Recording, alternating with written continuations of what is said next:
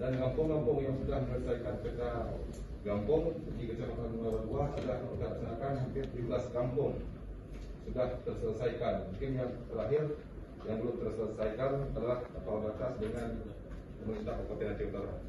Dan isu strategis lainnya di kami sering terjadi banjir, longsor dikarenakan banyak galian C yang mungkin sudah kita tertibkan, mereka memiliki izin di wilayah Kecamatan Muara II.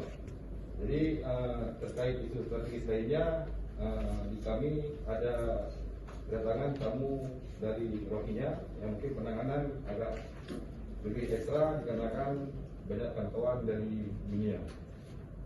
Data fasilitas dari kantor kita alhamdulillah sudah hijau hampir semua, dan fasilitas umum lainnya hampir hijau di Kecamatan Muara II, dan berikut 9 titik fasilitas terbaik